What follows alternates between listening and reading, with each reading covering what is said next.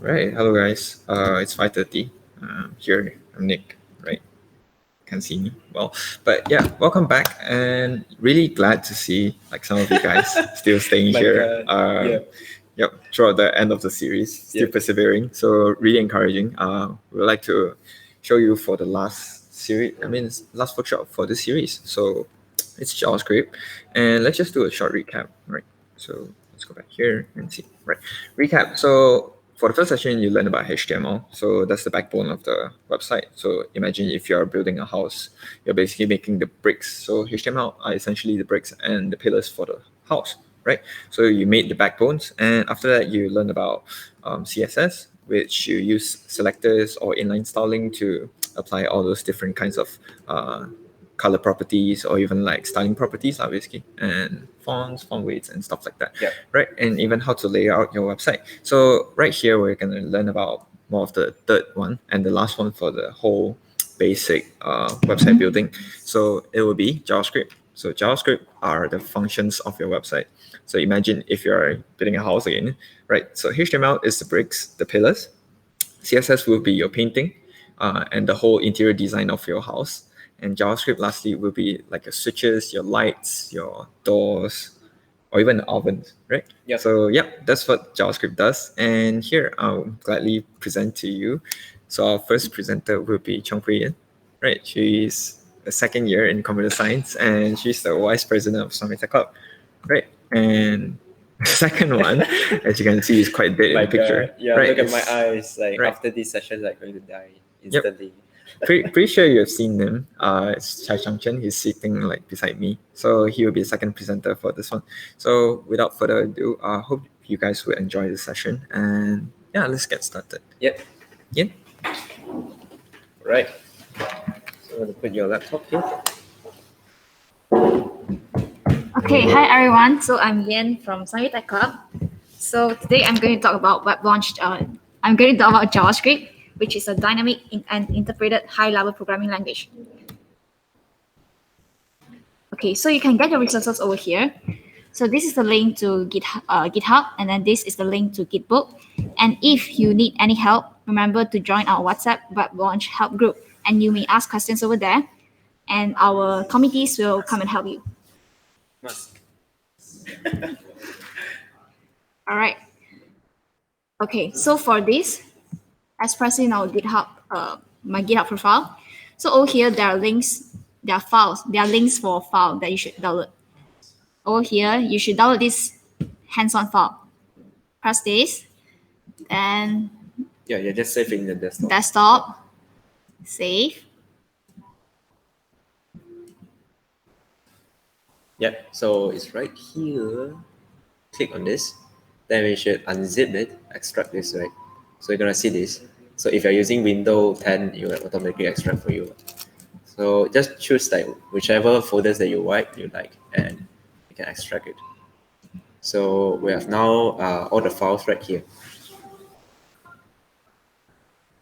Okay. You can open this with Visual Studio Code. Yep.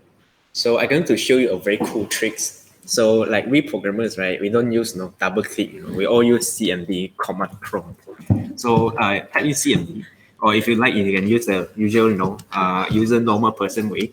But I'm a programmer, so I'm not going to use that. So code dot means like it will open out the Visual Studio Code in the current directories, right?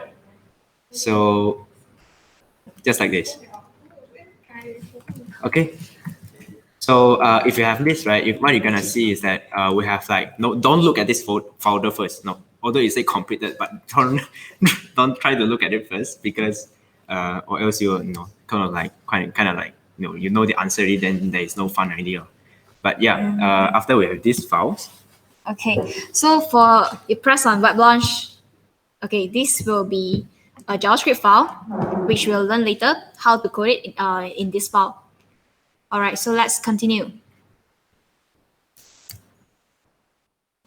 So today we are going to learn how to write JavaScript in HTML, basics of JavaScript, which will include variables, constant, primitive types, array, and arithmetic operators. And then we are going to talk about control flow, this includes conditional statements like if else, switch case, and then comparison operators like loops, while loops, and for loops, and then object, array, and function. And lastly, we'll end my session, the theory session, with exercise. Okay, so let's start with how to write JavaScript in HTML. So this is the HTML file. Okay, like what you have learned earlier, you have head section and body section, and these two is wrapped around the HTML tag. All right, so let's open Visual Studio Code, which you have opened earlier. You have to exit the full screen. Yeah, exit the full screen, and then click on this. See this. Okay, so let's try to create our own HTML file first. So press over here, the blank space, and then create a file, index.html. Right, then type HTML5 tab.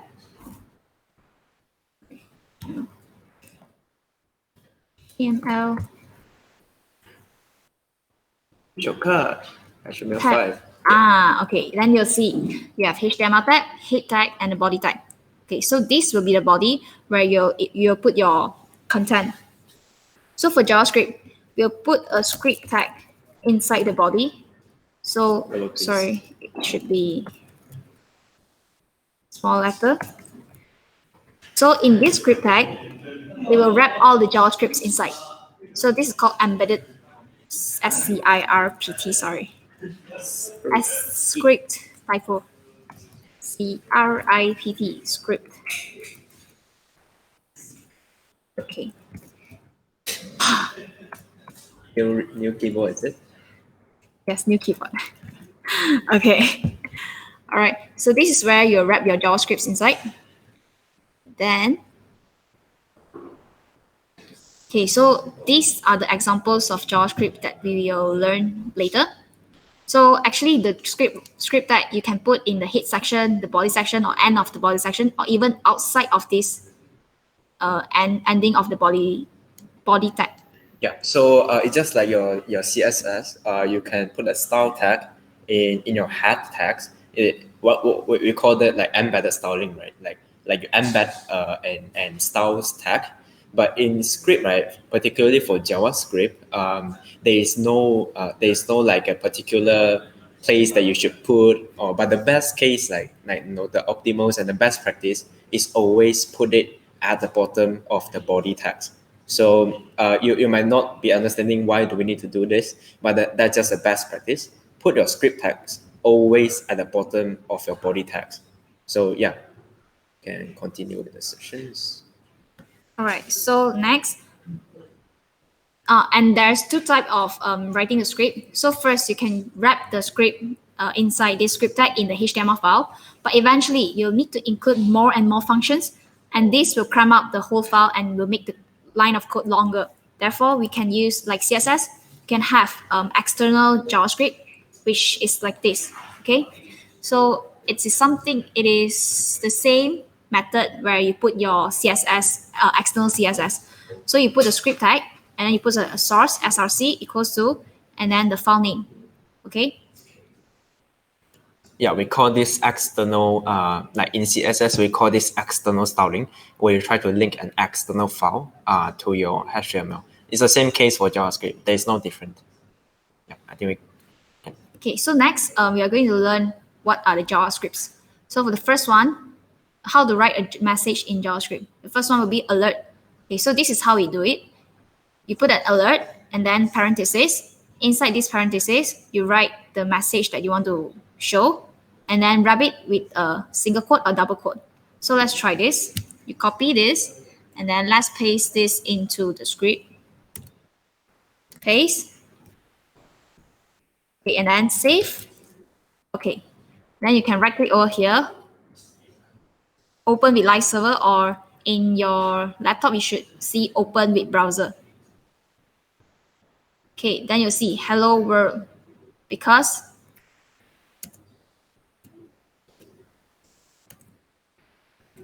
because what I've shown is the message is hello world. Okay, you see hello world. This is the alert box. All right. So next. So it's just like usually when you go to those like various websites, you keep spamming all these like we call it alert kind of a pop-up message like your laptop has been hacked, like I've got your identity and pay me like Bitcoin, like how much money. Then all these things are like called an alert. But essentially, it's just like a pop-up. So alert itself is a function which we're going to cover later. It's a built-in function in the browser that you can use, which we're going to cover later on as well. But just move on and give you a taste of how we can write JavaScript. All right, so the next will be document.write. So it's the same. You will get the document and then you write it inside the document with the message that you want. So it's the same where I want to write hello world to the screen. So I copy it and then I paste it inside this script tag.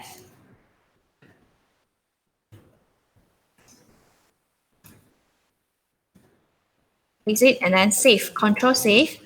And then in your browser, remember to press Control refresh, Control R to refresh. So right here, you can see hello world. Yeah, so essentially it's like if you go back to the slide, right? Something like this. Okay, so essentially, right, it says like document referring to the HTML file that you have, which we usually call it document, and write is also a function, which we're going to cover it later on as well. So essentially, write this text to your HTML file. That's simple in English term. Okay, so the last one will be inner HTML. So this inner HTML, it has to be tagged along with the element that you want to change using a query selector. So in this case, we are going to learn get element by ID. This is a query selector. So we use document.getElement, get the element by ID, which that means this item, it has an ID of change. Okay, so I get this element change, and I want to change this is line 2 to hello world. So this is a syntax. That means I write document.getElement by ID, and then the ID of the tag, and then .inner HTML equals to the sentence that I want. So let's copy this and try. Copy this, and then Control A and replace everything. Paste, and then save. Go to your browser, refresh again. You have to refresh, okay? So you see, this is line 1. Supposedly, this is line 2, but right now it's replaced with hello world. So you can see before and after over here. Yeah. So yeah, very cool, right? Like with JavaScript, essentially like the reason why we have JavaScript is allow you to manipulate your document, your HTML document. It allows you, it gives you the power of even controlling the browser itself, make yourself into full screen or like minimize the browsers or access to the console in the browsers, everything. With JavaScript, it gives you this power. Okay. So next, right now we have done with how to write JavaScript in HTML. Next, we'll proceed with basics of JavaScript, and I'll talk about variables, constant, primitive types, array, and arithmetic operators. So let's start. Basics of JavaScript.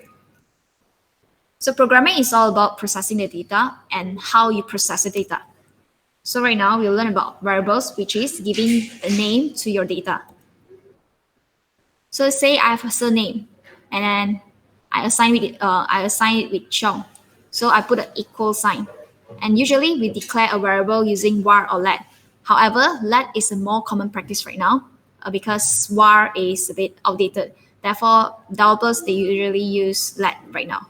Yeah, so something keep in mind, right? Like the let, the var here is something we call it a keywords. So it's just like your HTML tags. You have your p tags, you have your h1 tags. All these like the browser recognize all these words. We call them keywords.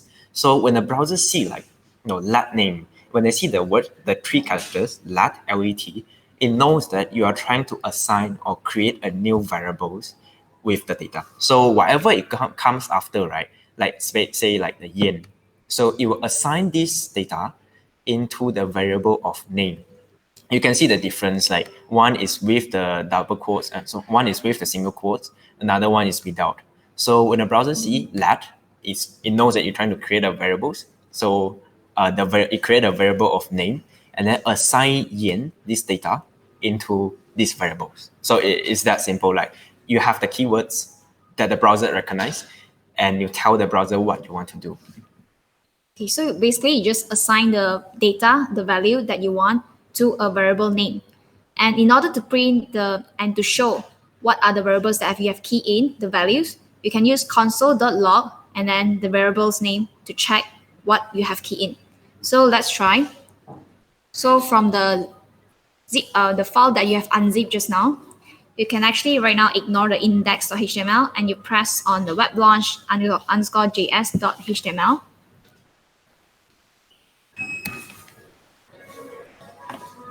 And then, okay, let's scroll to, okay, remove this, remove all this, and, okay, remove this. Uncomment it. Yeah, this one in the back. Uncomment this. All right, and then Control S, save.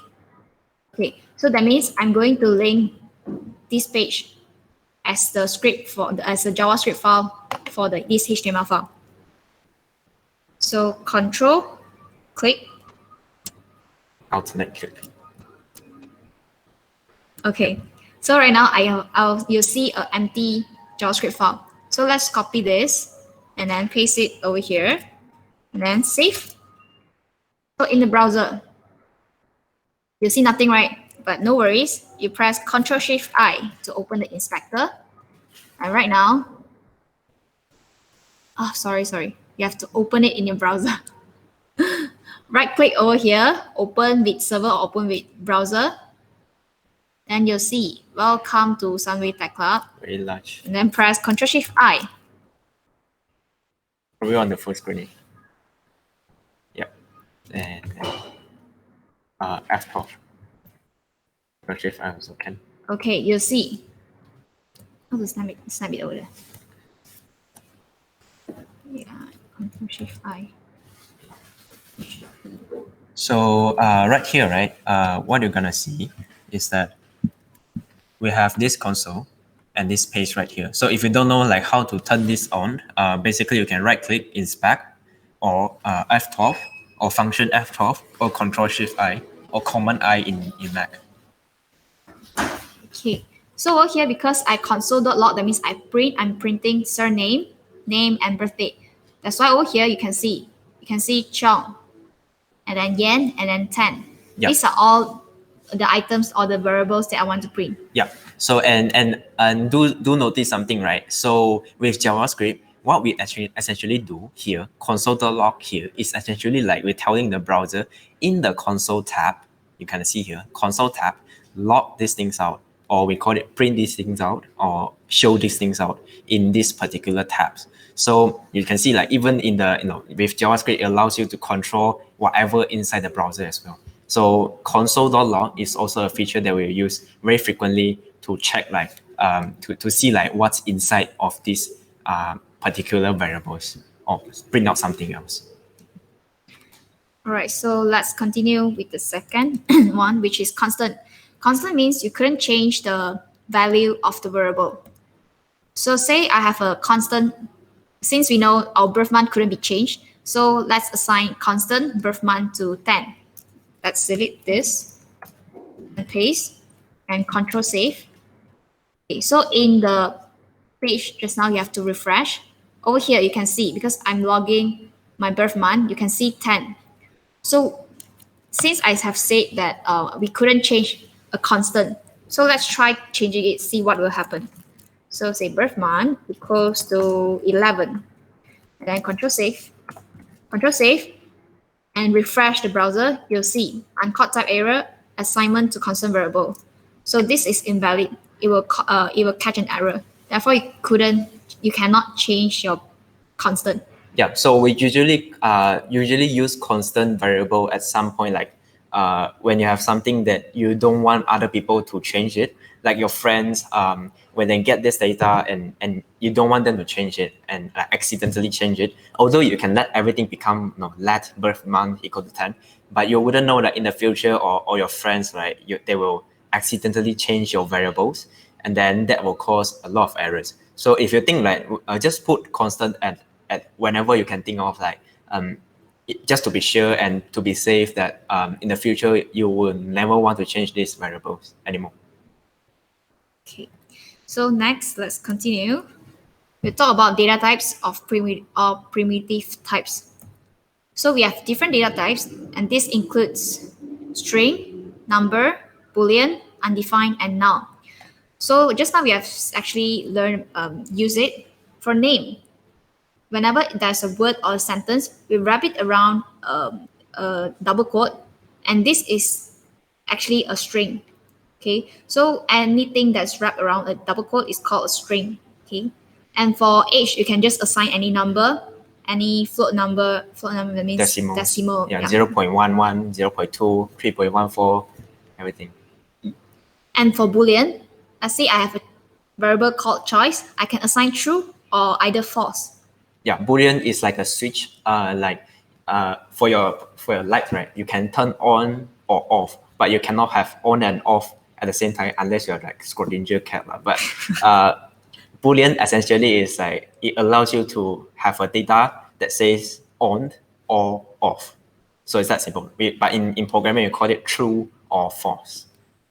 Okay, and then we have undefined. Say if you don't know the value yet, you can assign it with undefined or with null. So in order to check the type of these variables, you can actually use type of in the console. So let me show you. So in this, you have opened your console, right? Sorry, you have to copy this first. Copy, and then paste it in your Visual Studio Code in the JavaScript file. Replace with this, and then Control Save. And remember, Control R to refresh your browser. And then let's check type of. I have variable called name. So this will be a string. And then type of variable, I have age. And this will give me a number. And if I check type of first name, it will give me an object. So yeah, like type of is also a keyword that tell the browser, I want to check what is the data type for this particular variables. So type of is also a keyword that allows you to check the type of the variable. It's quite obvious. Okay, so next.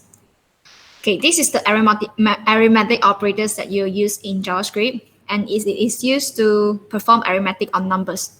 So if you have addition, you can use plus, and then minus is for subtraction. Asterisk, one asterisk is for multiplication, and two asterisk is for exponential, like 2 power of 2 or 2 power of 4. You can use 2 asterisk, asterisk, and then 4. And this is for division, and then this is for modulus. And then plus plus means increment, and minus minus means decrement. Yeah, probably we can show you how it works. Okay, so since you are familiar with plus minus times exponential, divide. Okay, let me show you modulus. Say I want to check if the number is even or odd. Okay, so I let A be the number and then equals to 10. So obviously we know that this is an even number, but I wanted to check if this is even. So I use if. I think what we should do, like we can probably show you like what is like a plus, minus, times, and exponential and divide as well. So imagine like we have A is 10, we have B is equal to 5. So what I want to do is that I want to let the C variables is equal to A divided by B. So just think out like what is the output of this? So very obvious, right? Like if you can count, I mean, like I think all programmers should be able, right? Like 10 divided by 5 is equal to 2. So a very simple and very like, like something that you expect it to work, like A plus B is equal to 15. No, A minus B is equal to 5. No, 10 minus 5 is equal to 5. And modulus itself is a bit like interesting and a bit like rare for you like maybe you have never heard of it before. But essentially modulus is like 10 divided by 5. And you get the remainder. Yeah, you get the remainder. Remainder of the value that you want to divide. Yeah. So in the case, if we change A equals to 11, B equals to 5. So we know you're going to, the remainder is 1. So 10 divided by 5 is equal to 2, right? So like 10 minus 5 is equal to 0. But 11 minus twice of the 5 we still got one left.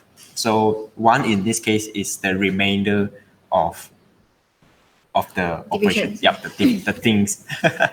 So yeah, we have others as well, like plus plus and minus minus. So plus plus minus minus is a bit is a bit different.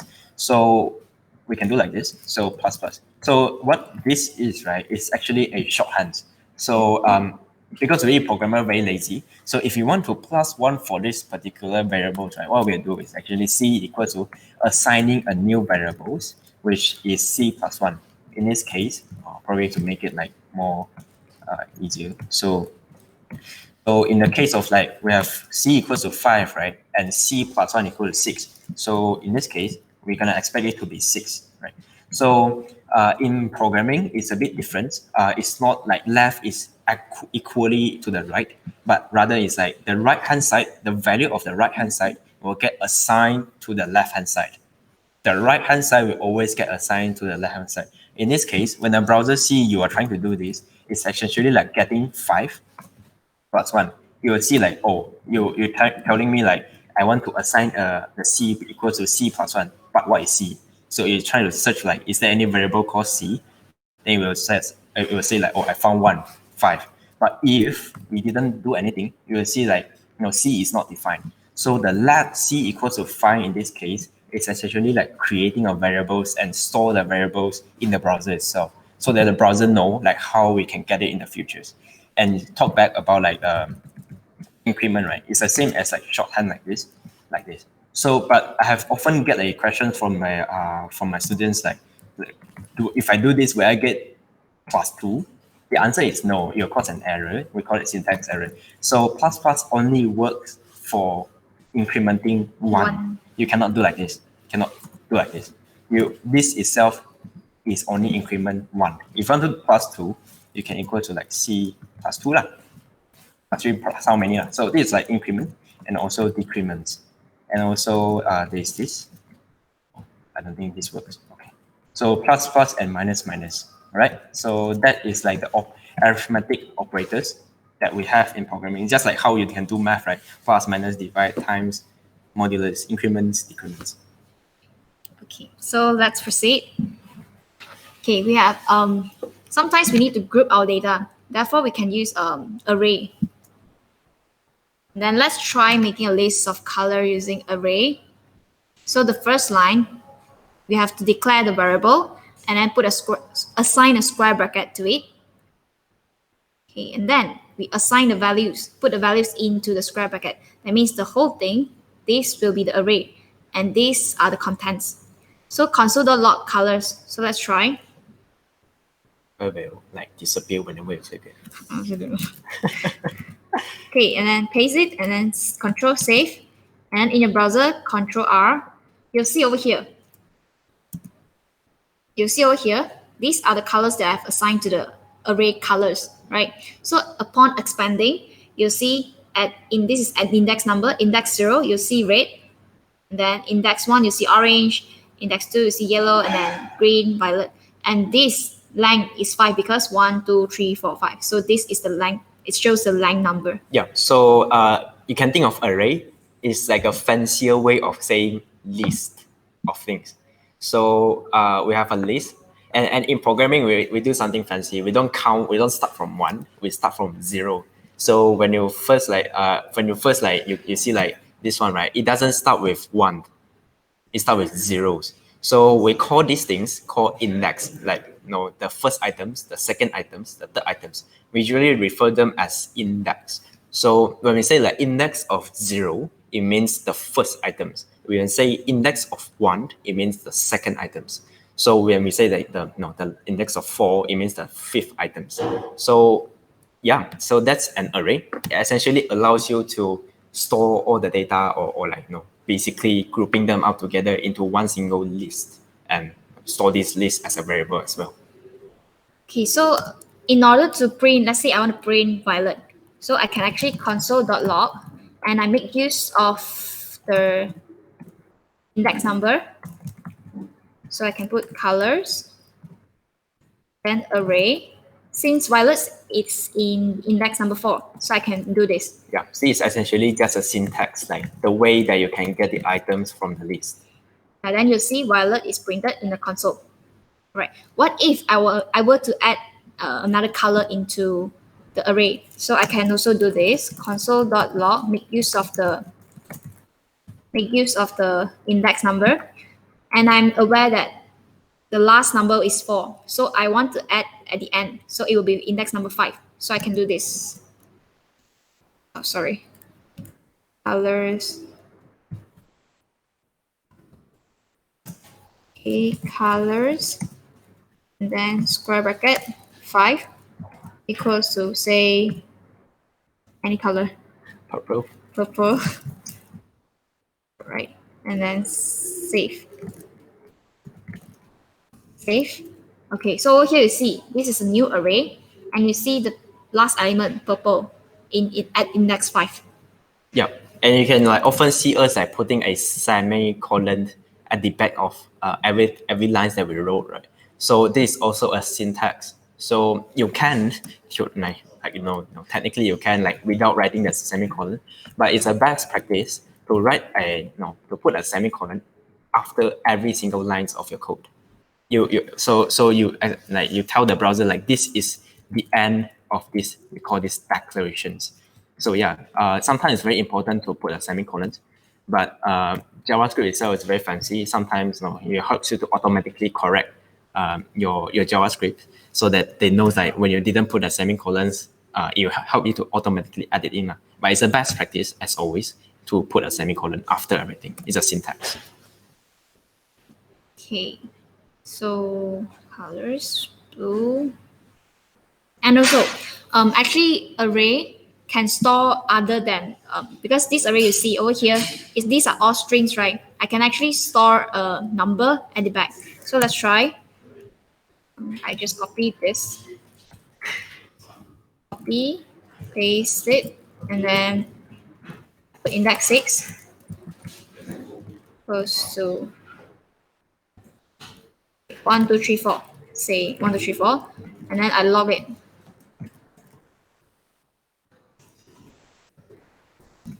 Control C and then paste it. Control save, and then refresh. You'll see over here, I get index number 7, representing the number that I've keyed in. Okay, let's move on. So we have now finished all these basics of JavaScript. Let's continue with control flow. So we were talking about conditional statements like if, else, switch case, and then comparison operators, loops, while loop and for loop, and then object, array, and function. So let's start control flow. It's about handling of data. So we'll start conditional statements, if and else, switch, and case. So if and else, the syntax will be like this. You put if is a reserved keyword, and then you put the condition inside these parentheses, and inside these curly braces, you put the action or any whatever actions that you want to execute for this condition. Then you put else, sorry, it should be else if, right? Yep. Else if, and then condition, action, and then else. Okay.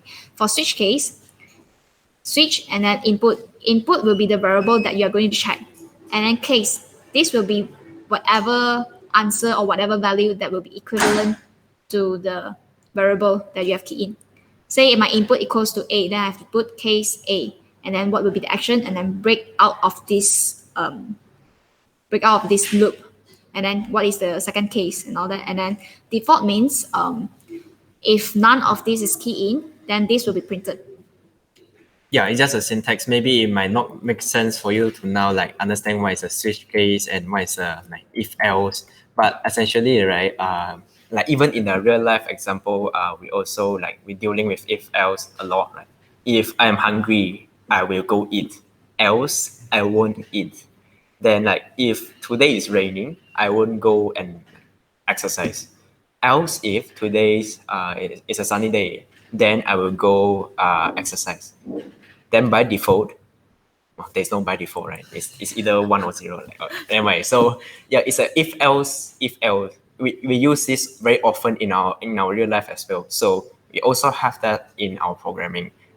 any programming language, if this, say my name, if my name is equals to range_i, then console.log I am range_i. Else console.log I am nobody. So we have all these like if else, we call this conditional statements, right? So probably we can move on with the examples and to make you to have a clearer pictures in mind.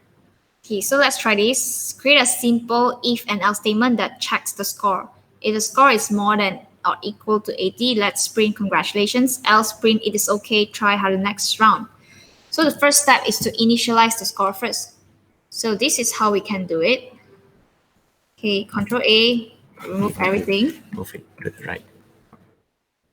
Yeah, just like this. Yes. Clearer. Window Control. Okay. All right, so let's start initialize the score first. So let score equals to say 40 and then the semicolon. And next, we can start with the condition. If the score is more than or equal to 80, so we put score more than equals to 80. So this is the symbol for more than equals to, which I'll talk more about it later. And then we put curly braces. If score more than equals to 80, console.log congratulations. Okay, and then close it, and then else. Okay, initially, in the slides, I've mentioned that we should put a condition, right? Okay, since this is like if something else, I do not else, that means else means score is less than 80. So I don't need to put condition anymore. I just need to put else. Okay, as long as this is true, it will print this. Else, that means other than this condition, it will print whatever inside this. That's why I didn't put any condition for this. Try harder next round. Okay, so Control Save. Control Save, and then go to your browser, refresh. Okay, try harder next round. Why is it so? Because my score is 40. So if I put my score equals to 80 and I save it and I refresh the browser, you see congratulations. So this is how you use a if-else statement. Yeah, there will be like an if-else. Very simple. If score is more than 80, congratulations. Else, try harder next time.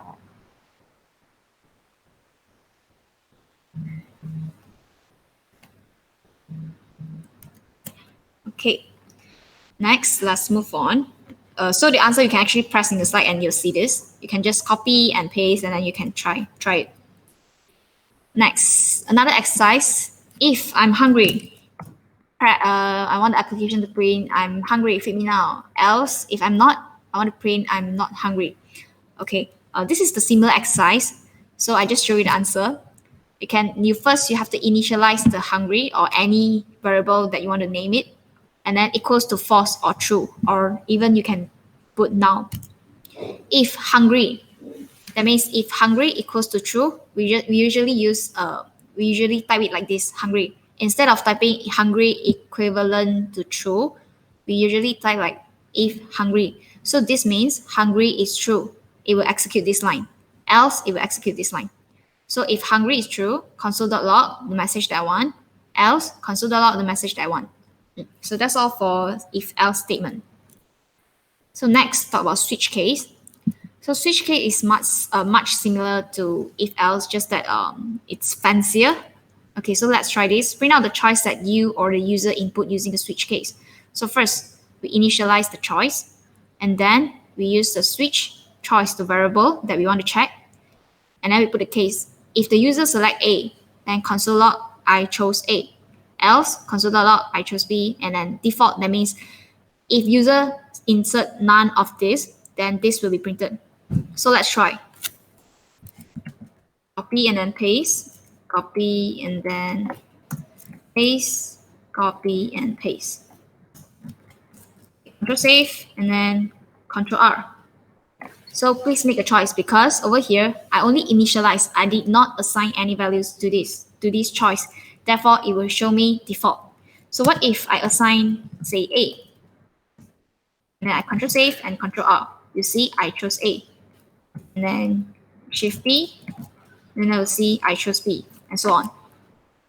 So this is the example for switch case. Yeah, so you might be wondering like in what circumstances we use a switch and when are we going to use if else, and sometimes it's a bit confusing, like why do we need both axes, right, if both can do the same thing.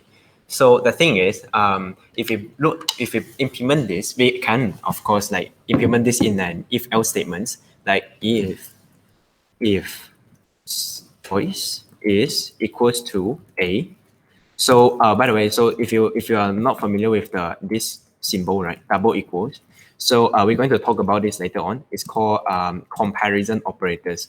So which later on we'll cover more, but right now just bear with me.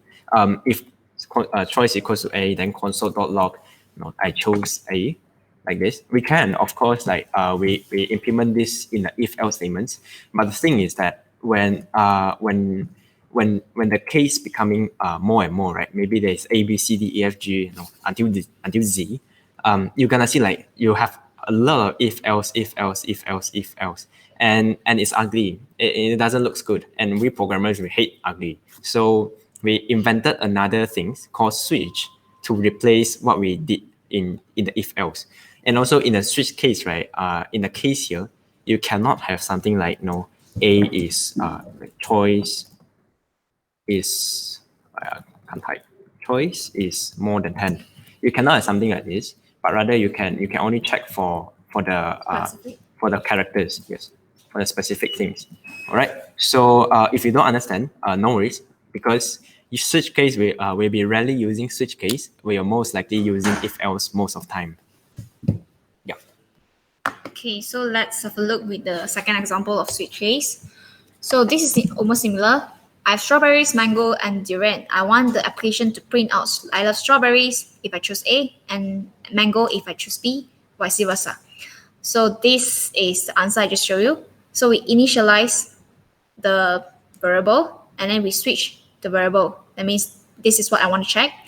And then for case A, console.log, I love strawberries, and then yeah, it's the same. So if user doesn't choose A, B, or C, it will log this, it will print this. So actually this is similar to this. Okay.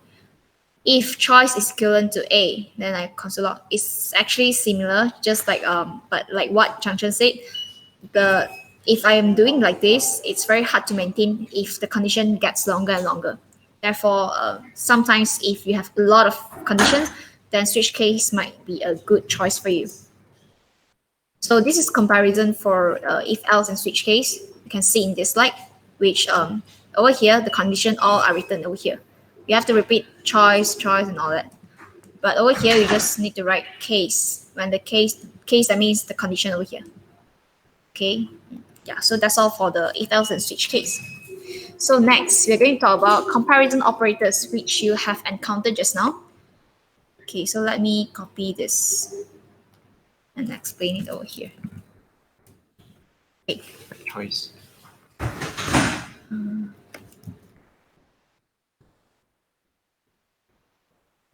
Let choice. If else. Then they say closing curly braces. That's my typo. Okay. So over here you can see there's a triple equal sign. So this means equal value and equal type.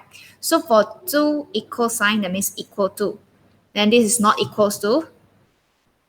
Not equal, that means not equal value or equal type. And then this is more than, greater than, less than, more than or equal, less than or equal. And this is ternary operator, which we can use to replace if else. But we're not going to cover today Yes. because to like alien syntax. So yeah, you can see like there's a equal stands for like basically the left side is equal to right. So what if we can have like a console.log, just to tell you, right, like what if we can have like a 10, we want to check like if 10 is more than 50. All right, so what it's going to show you is false. So these things is what I call conditions. Is 10 more than 50? The answer is false. it's not no, it's not incorrect, but false, because false is a Boolean. It's only true or false. So we only want to test it out like if this condition is true or if this condition is false. So in the case of just now, right, like we have like if 10 is more than 50, which is obviously not, then console.log, if this is being executed, then I'm leaving in the matrix already, in matrix, because this is guaranteed not a true case. So if this is not true, now this 10 is not more than 50, then I'm living in the real life lah. I am in the real life. Right. So if we save this, and you can see like I'm in the real life. Congrats, we are not in the matrix. So yeah, we can see that 10 is definitely not more than 50. But what if we change it to the 60 and save it? You're gonna see like I'm in the matrix, because like 60 is definitely more than 50. So we have other kind of we call it comparisons, comparison operators. You can even have like a more or equal, right? Or you can have like a double equal, which means like if these two values are both equal to the same, which is false. So and also there are something like and, like we want to check for both conditions. Like I want to check like if 10 is less than or equals to 50, or so in this case the or case is this double straight lines. So you might need to take some time to figure out like where is this key in your keyboard, but it's on your it's above of your enter key, and you shift press on that key, you'll get this pipe. We call this a pipe, and we're gonna check like if this is true, or 50 is more than 100, which this one is false. So this one, when we save it and we refresh, what's this? Isn't so triple, or we have got the questions. So we have triple equals. Isn't it also compare uppercase and lowercase? So the thing is that we'll talk about that later. Like to compare like the strings, like uppercase of names or lowercase of name. If we both compare each other, is there going to be any difference? But right now, this statement is true because it's an or statement. Either this be true or that be true. If one of them is true, then execute this. And we also have the and. If both are true. So in this case, it's not lah, because these two statements are not true, right? So we have got a question from the floor just now. Like if we have like a rain, and if we compare it, like just to put a double equal, right? If you put it with lowercase r, save it, you're gonna see like it's false, because the double equal check exactly the case. It is case sensitive. So even if you put a triple equals, it's the same as well, because it checks like is the uppercase r equals to the lowercase r. The answer is definitely no, right? They are both different characters. Even the numbers are also different in the Unicode. So yeah, if you want to check it, right, you're gonna have like to call a function to lowercase. Both, you have to agree on both to accept on one single format, which is to lowercase. If both are lowercase, like then we compare each other, then we can only execute this. Yeah. So this one is like a function, which we're going to cover later. But essentially, like you can see, all these comparison operators are very, very useful when you are dealing with if-else statements.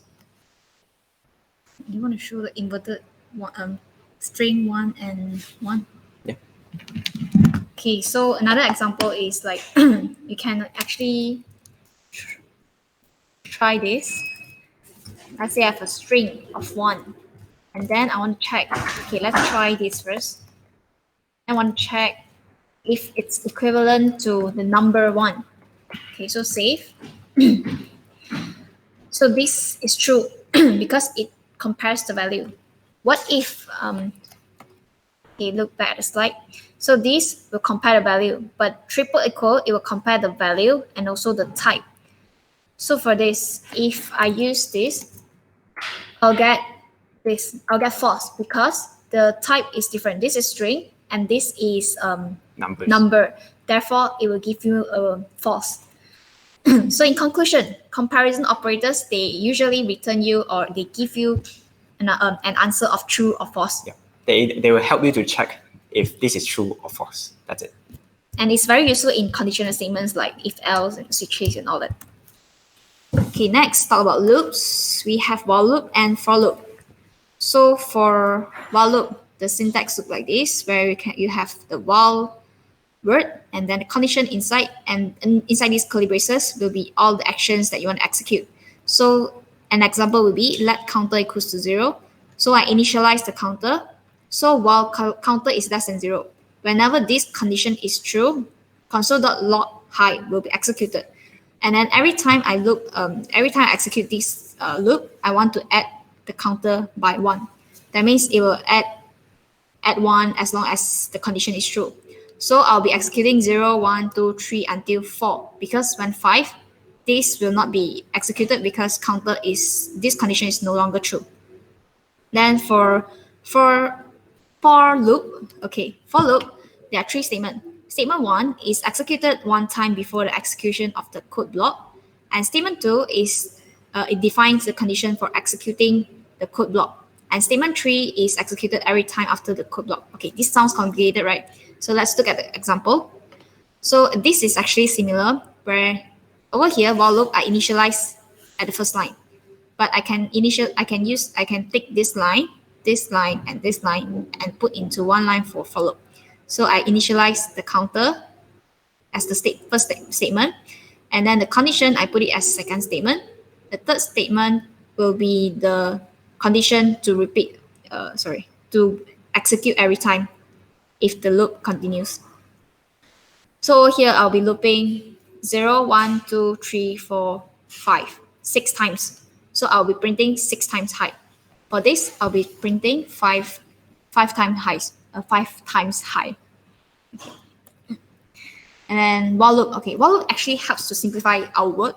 Okay, so in case I wanted to print like 100 times I love WebLaunch, and this will be a lot of work and the code will be pretty long and it's hard to maintain. Yeah, because if you don't use a loop in this case, right, you're gonna copy and paste 100 times to log these things out. We can try it out.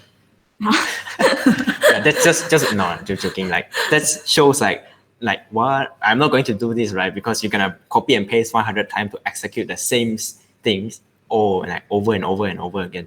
It's like using a loop itself, right? It allows you to loop through these operations, like depending on how many times you want. So loop is like a way for us to simplify our work. Okay, so let's try printing 100 times using just 5 lines code. So as you can see, 100 times I love WebLaunch. Okay, and then next we talk about for loop. For loop is almost the same, just that you put all the statements in here. And then let's try this. Paste and then Control save, and then remember to refresh your browser. It's the same. I get 100 times I love WebLaunch. So you might be wondering again, like, what's the difference again? I have switch, I have is. Then how come like I have two things that does exactly the same things again, like for the for loops and while loops? Like why is this happening, right? So usually we have the difference is that when we only use while loops when something is not countable. For for loop is something that we can count. So we have create a very simple example. So, like we have just now a colors. A colors is equals to, just to simplify, red, blue, and green.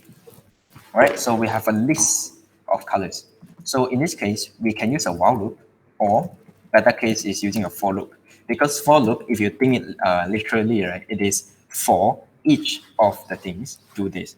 A while loop is while this is true, do this. All right. So let's do a for loop. For let the syntax equals to 0. So don't worry to remember the syntax, because like when I first learned programming language, I was like very hard to remember the syntax as well. So when I is equals to 0, I is less than colors.length. Colors.length essentially is like checking like how many items in this list, and then I plus plus. All right. So console.log, do you still remember how we can access the item in the list? We can do like a colors, and then typos, colors, and then put the square brackets to the index itself. In this case, the index is is I because I also gonna show you like what does I mean. I.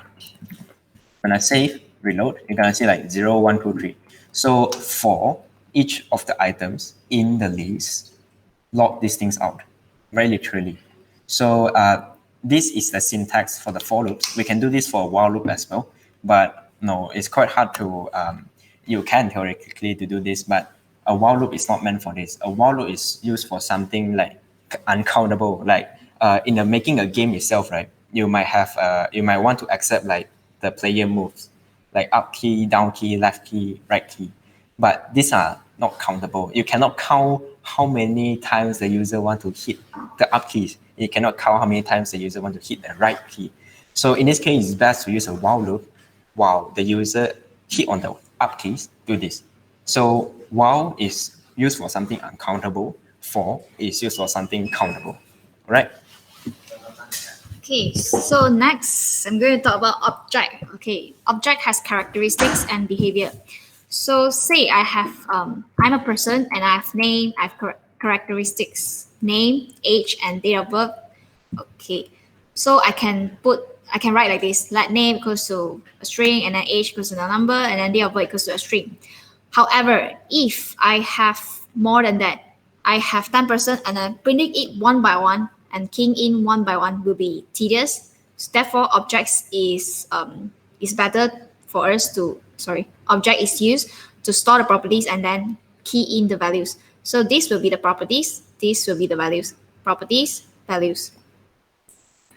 All right, so to print, to create an object, we declare a variable name, and then equals, we put a curly braces, and then inside here are the properties, and then you put a colon, then the string or the value that you want to assign, comma, next properties, value, comma, next property, and value.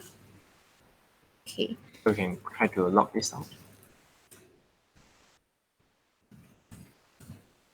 So an object is like in the real life as well, you also have an object. You can literally call everything an object. I guess so. Like you can call a water bottle an object. And in this water bottle, right, you have like different data inside, right? Like you have the water layer, water levels, and you have like water bottle colors. You can have like a water bottles, anything. So all these things are wrapped inside this single object itself. This is what we have in the programming as well. We call this an object. Okay, so if you log the person, you see name, age, and date of birth. Okay, there's no index because this is not an array, but it will store the properties, and then the values. Okay, so in order to print, let's say if I have 10% and I wanted to print all of their characteristics and their value. So I can use a for loop for let. Okay, so you let the properties in the person, and then you console.log the properties. So for this, I think there's some error though. There won't be an error. Okay, so over here you can see name, age, date of birth.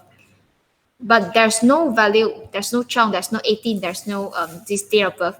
So in order to print the date of birth, we can use this, a for loop as well. But at the back, you should put person.properties because the person, you're calling the object person, and then you're calling the properties. That means you assign these properties as name, age, and date of birth. This is wrong. Is This is wrong. Yeah. to call. Yeah, this is wrong. No worries. So we have properties, right? Just now we have logged this out, the properties. For us to access, like how we access the list, we also put a square brackets in this case. So if you put this, right, so I can just show you. Show the wrong one. So like, no, I'm gonna show like dot name is essentially like accessing the name inside the person objects. So remember like the log itself, right? So we have the console. We can even like log this console.log console itself as well, like console.log console. which is like calling themselves. So if we type it out, right, we're gonna see like we have a lot of like all these object as well. So in order for you to access and we call this properties inside that objects, you can either use a dot to specify that I want these properties inside these objects, or you can put a square brackets. There are two ways for you to access it. So if we save this, and we're gonna see like undefined, right? Because it's supposing to be this, and we're gonna see like no, essentially what it does is like the properties for the first items, the first key or properties inside this object is name. So when the browser is executing these for loops, the properties in this case will become name, right? And then the second will become age. The third one will become DOB, like this. So it accepts a string. It doesn't accept like raw like this, but it accepts a string. So properties in this case, right, when we're trying to loop this and print this out, you can see just now we printed out is a string. So when we put in this string inside this square brackets, is essentially telling the browser we are trying to access the property inside these objects, right? So it might be very, quite confusing, like what is an object at first, because like in university we specifically have like 2 semesters just to learn like what is an object and object-oriented programming, all these things.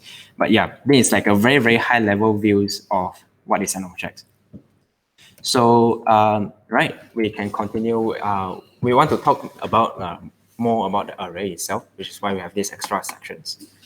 Okay, so for array, say I have a array of these colors like just now. Then I copy and I paste it, save. And then in order to print the items in the array, we should use a for loop.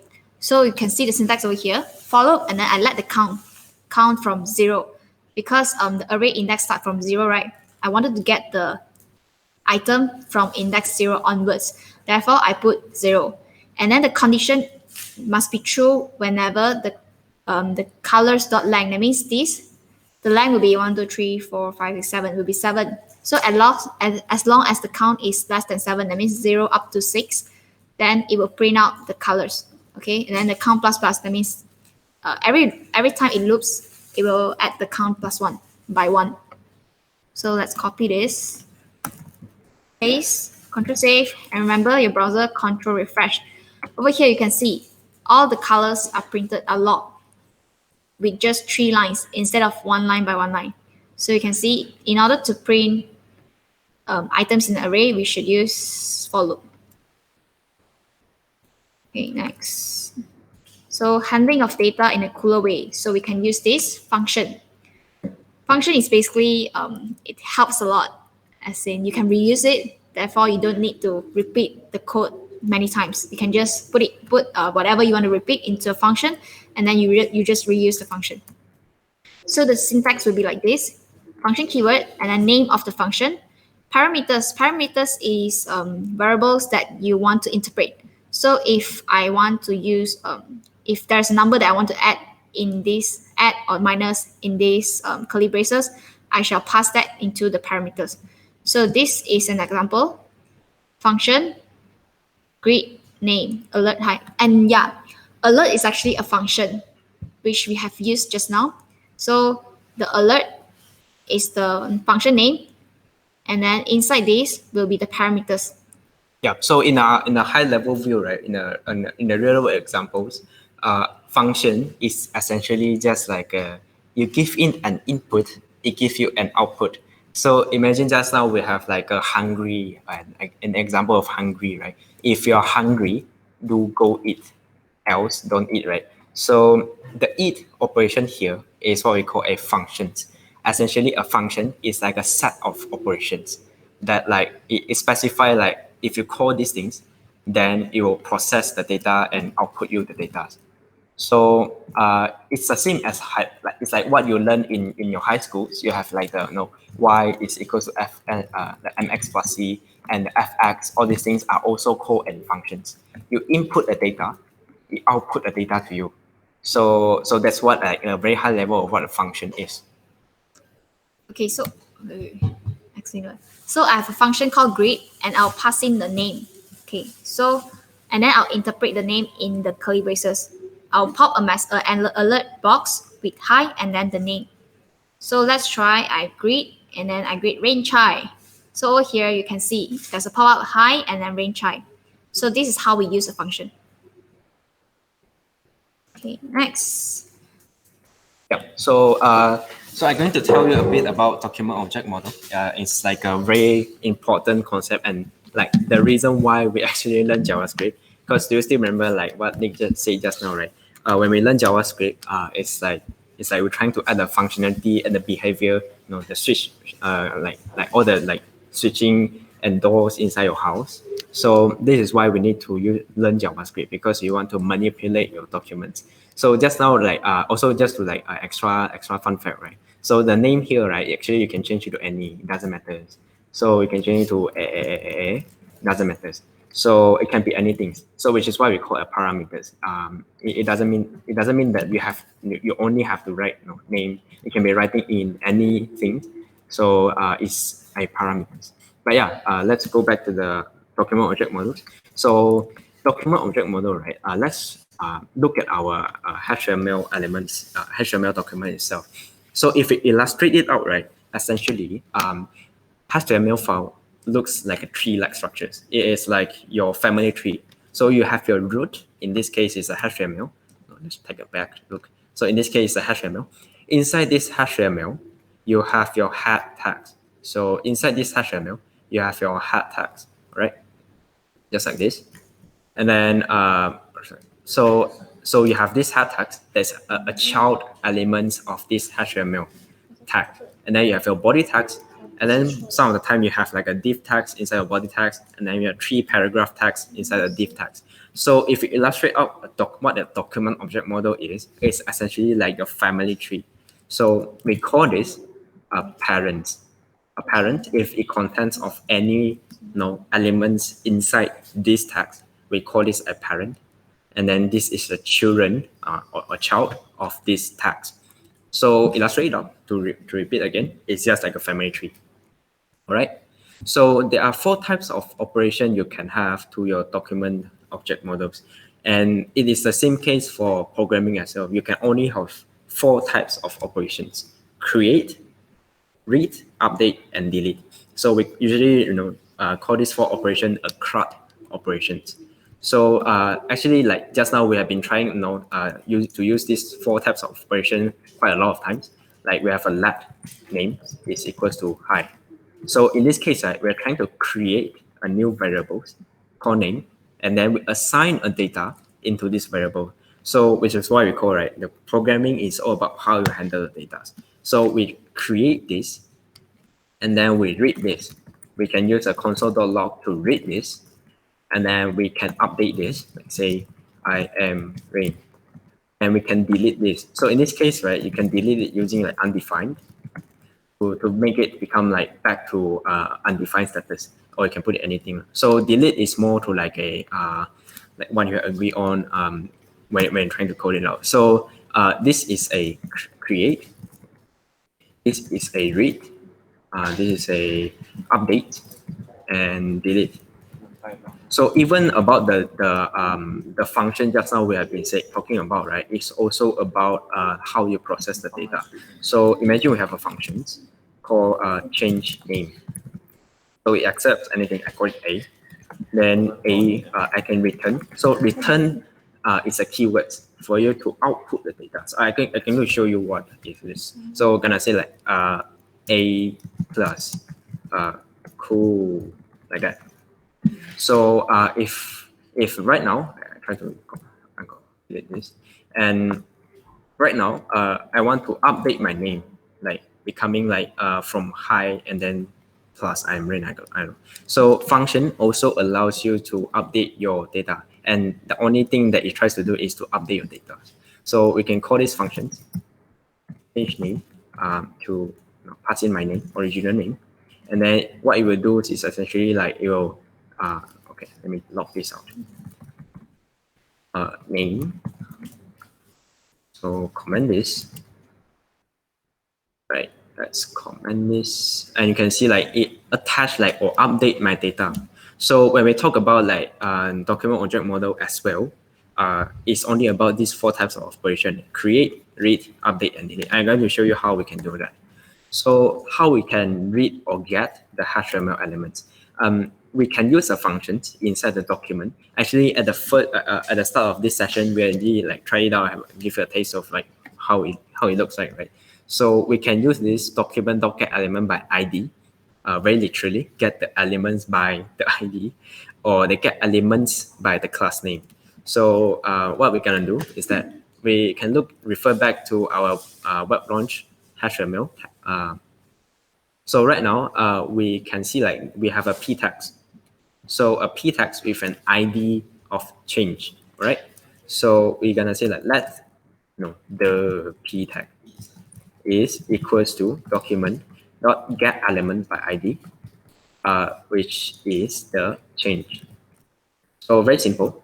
When we execute this function, right, the browser is going to like search it out. Like, is there any elements with an ID of change? It doesn't necessarily to be like a p. It doesn't necessarily to be like a div. It can be any elements with an ID of change. So we're gonna log this out. The p text. When I refresh it, you're gonna see like we have this out. So I'm gonna do like go back to normals. And then like when I hover on this, right, you can see it highlight on the left hand side, the web page itself. We can see my paragraph is being highlighted. So this shows us that this is being highlighted and stored inside this variable. And this is how we can do that. We have other function as well, like get element by ID also got like get elements by tag names. So what it is, right? So in this case, let us try to select all the p tags, all the p tags inside this document. So we're gonna say like p tags and change this to get elements. You can see that it's plural.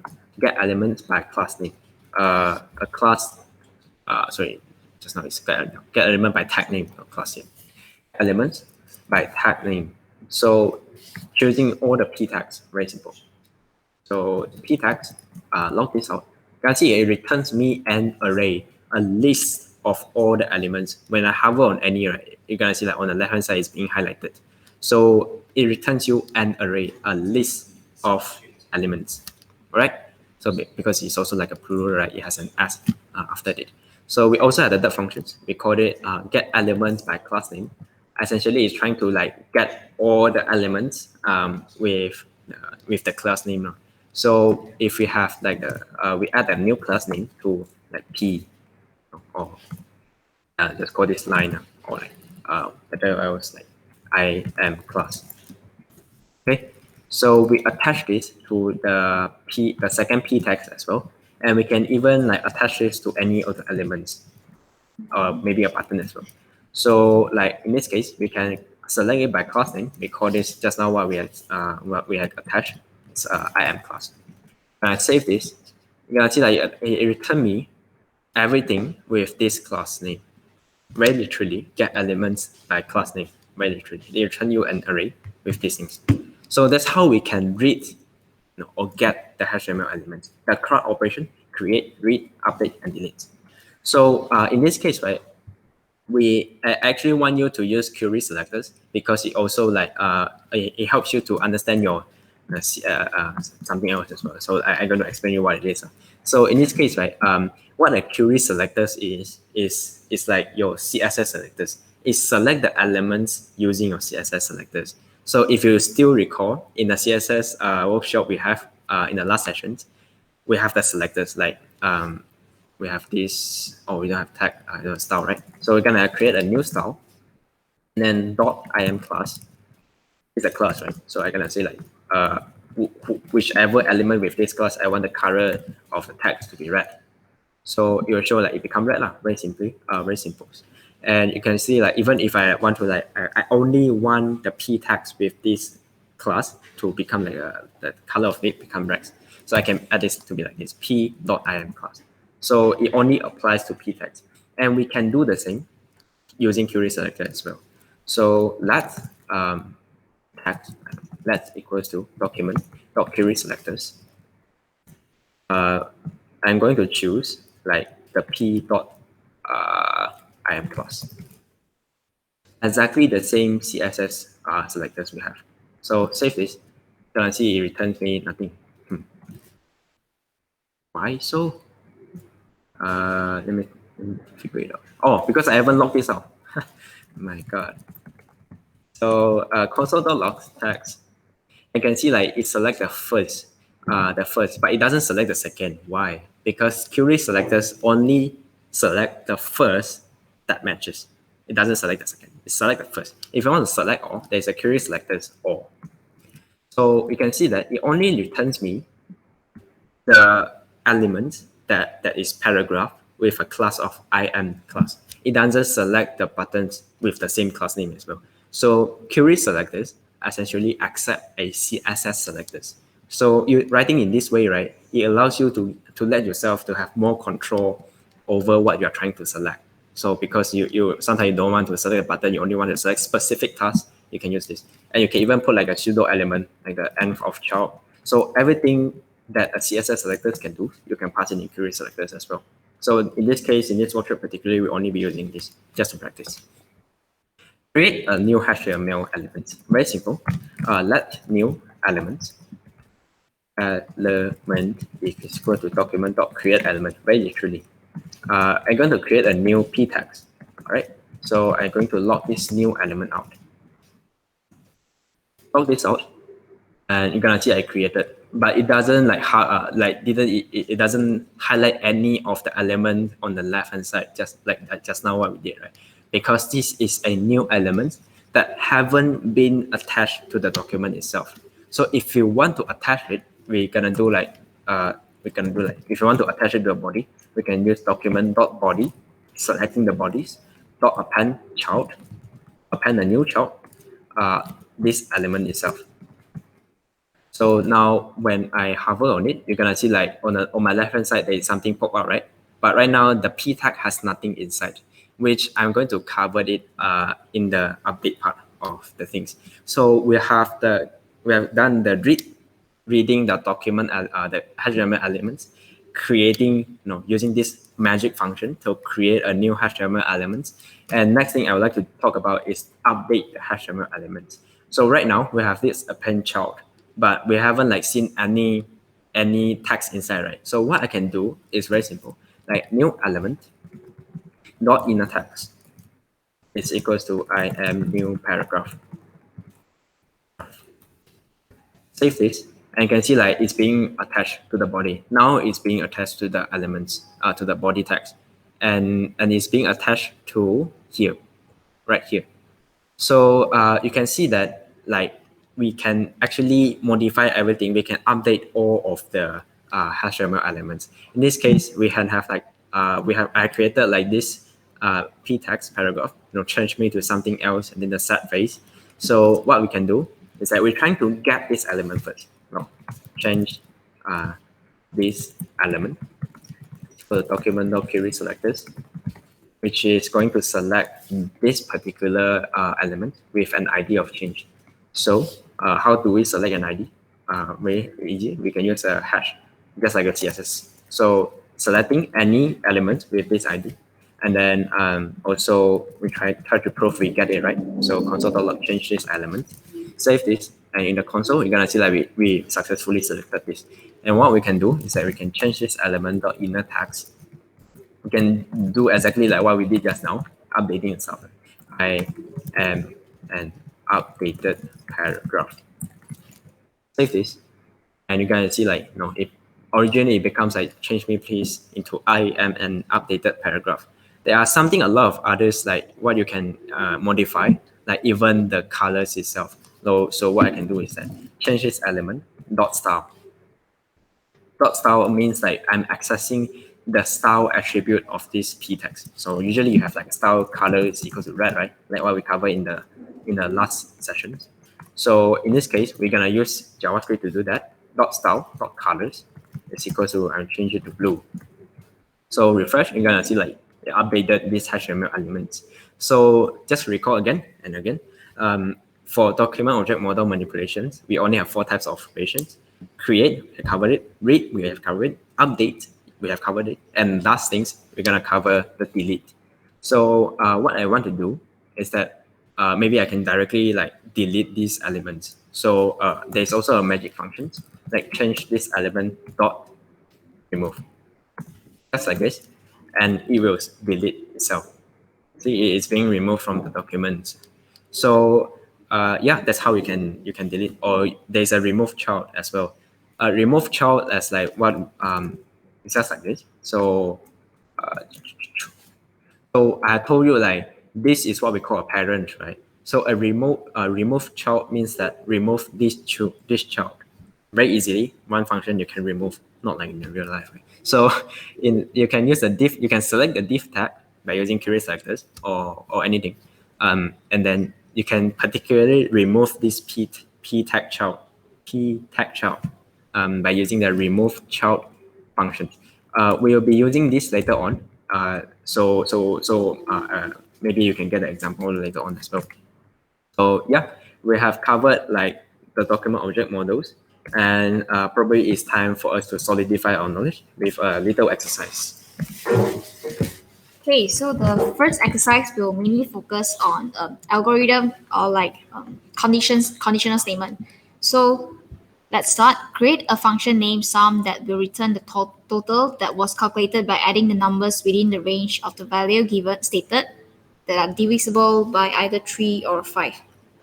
Okay, so if I put sum 5, and then my output will be 8 because sum 5, the 5 will give me a range from 0 to 5, and within 0 to 5, I want to find the number that is divisible by 3 or 5. Therefore, only 3 and 5 in the range of 0 to 5 is divisible by 3 or 5. Therefore, it will add 3 and 5. The output will be 8. Okay, so you can try this, and then the solution will be here. Okay, so let me explain. So we declare the function, and then the name of the function. Number will be the variable that we'll pass in. And then let total equals to 0 because we have to we'll be using this later on. So for because I want to count from 0 to up to the number. So I start the count at 0, and then when the count is less than or equals to the number given, that means I'm creating a range of 0 up to the number given. Every time I want to add 1 to the count. So the condition is here. If the count is modulus 3 is equivalent to 0, that means as long as it divides by 3 and it gets the remainder of 0, and as long as it divides by 5 and it gets it divides by 5 and it gets a remainder of 0, I shall add the count. So the total here should be initialized to 0, and then I add on the count. And return, that means it will give you back, like return, that means it's return you the total, this value, to the console. So let's try.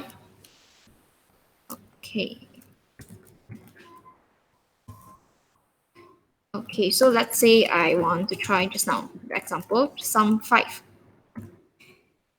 A console.log.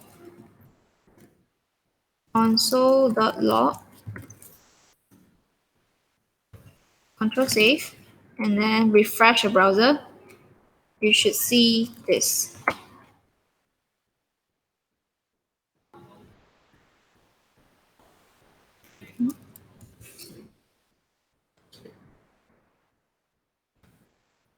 You should see this 8.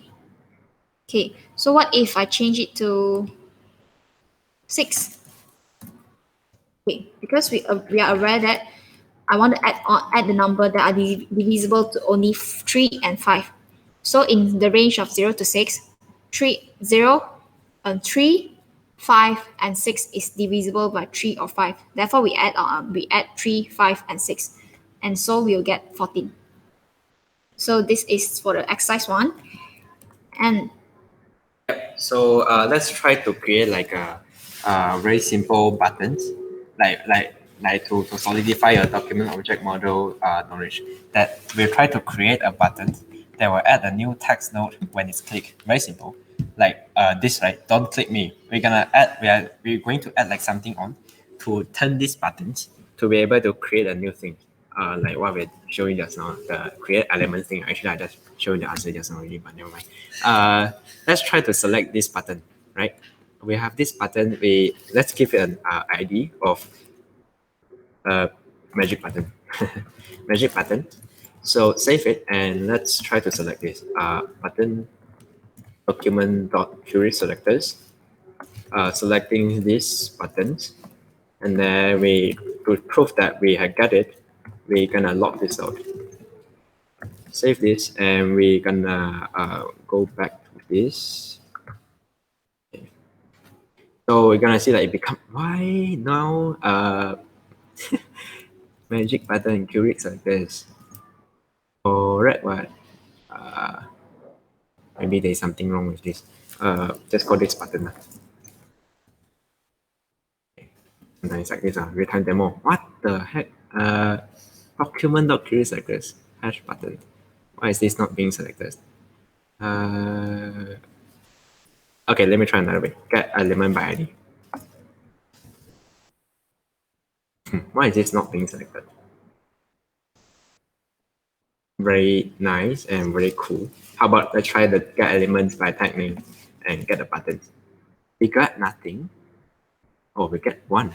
Oh, okay, we get one. At least we get one anyway. So we ensure that the first items in the list is undefined. That is amazing. What happened? What is this? okay. I think we have faced like the magic things that always happen in the real life demo. The answer I only put on click. On click. Okay, so never mind. We're gonna skip the getting the button part, but rather we can have like on click. So on click is an attribute, right? It's an attribute. So when it's click, you're gonna add paragraph. So I haven't created these functions, but I will create it now. So we call this add paragraph. Get this and paste it here. So add paragraph, very simple. Like we're gonna select this content. Let content is equals to document dot query selectors. It is a ID. So this ID, then console.log. God, what is this? Console.log content. Save this, and when it's clicked, it's gonna show me the whole diff. So we're going to create a new text node and append to this content, right? So let new text node is equal to document dot create text node. So what's the difference between text node and a paragraph? So it's a bit different, but essentially like if you don't want to style it and you think like it's just going to be a string forever, then you can use the text node instead. So in this case, I am new paragraph. So this is just a text. It's not even a paragraph. It's not a HTML element. So we're gonna append this content.append child. The new text node. Save. When you click, it's going to add a new paragraph. So whenever I click more, I will add more paragraph. All right. So that's like a very simple exercise that we can do. So the key takeaway here is to understand the on-click attribute for buttons. Actually, you can even add it for the paragraph as well. So we can add paragraph here. Probably like this. Probably this is the first line, right? So when I save, and whenever I click on the first line, right, it's not going to add. Or maybe. Oh, sorry, this is on change. Click. Yes. Autocomplete. That's not. So now when I even on like clicking on the first paragraph, anything. So this on click is an attribute. So if you still remember attribute is like an additional information to this particular element. You can add it to any HTML element. To tell that when it's click, call this function. All right. That is the answer for this exercise. All right. Last thing, we have completed the basics of JavaScript, and what we're gonna do is that we're going to create like a to-do app. So what I want you to do is that I want you to download this. Probably I'll download it here. So just download it here. So I will send this link to you guys. Okay, Just press copy link address. And then I can send this link to you guys so that you guys can download. Save. Okay. So after you have downloaded it, it's inside my desktop right here. So unzip it, extract all. Probably I want to extract it in my desktop as well. So select folders, extract. So after you extract it, yeah, okay. After you extract this, open up your Visual Studio Code in these folders, right? So I created a starter folder for you. So you can go on File, open folders, and then click on the starters folders. So you try to open up this file, and I will walk through like what's inside this starter file, starter folders. So let me open up this. Okay. So inside the index.html, I have like a navbar, and I have written out all the HTML and CSS and also the images that we are going to use later on. What we're going to do is that we're going to fill out the JavaScript later on here. So I want you to right click, open with live servers, or open up in browsers. And then this is going to be right here. So I have created the HTML and CSS for you. Like this is what we have done. Right? In the last session also, have we completed the to-dos? I think so. Yeah, we walk through, right? So in this kind, like we're going to complete this to-do page. Like when it's enter, you enter any task. When you add the task, it's going to add it right here, add a new task. But we haven't add up the logic. We haven't add up the behavior right now. And I want to, like, whenever I click on this, it's going to be completed. When I click on this, it's going to be deleted. All right.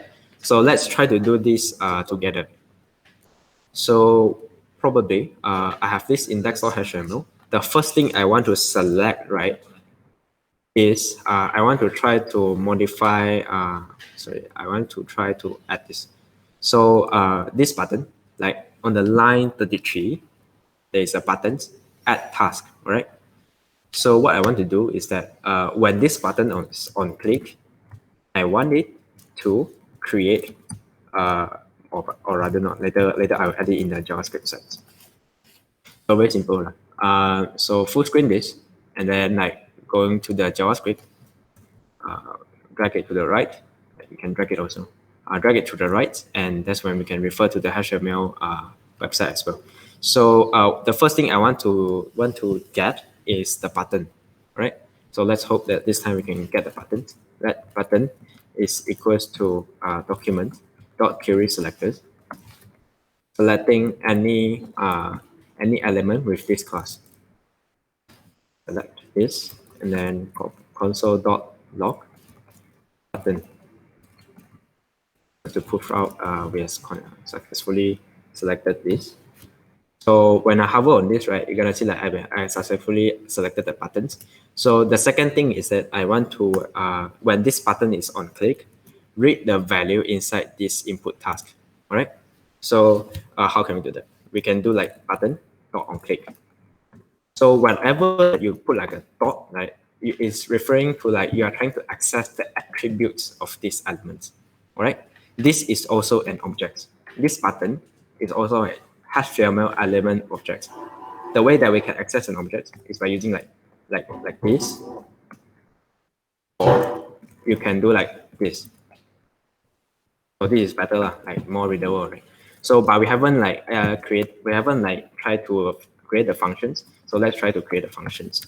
Function add task, right? So what this add task function is going to do is that we will try to select this. We will try to select this input, all right, and read the value. Let's try to do that first. So what we can do, button dot on click, go to add task, very straightforward. But in this case, right, you don't want to put the parentheses because putting the parentheses is referring to you are calling the functions. So we don't want to put that, right? We referring only want to assign these functions when it's on click, all right? So just to prove out this works, we can put I work. It works. It works. So when I refresh and add task, you're gonna see that it logged out these things. click more time, you're gonna see this stuff. So it proves that this function is being called. All right, let's try to select the value inside this input.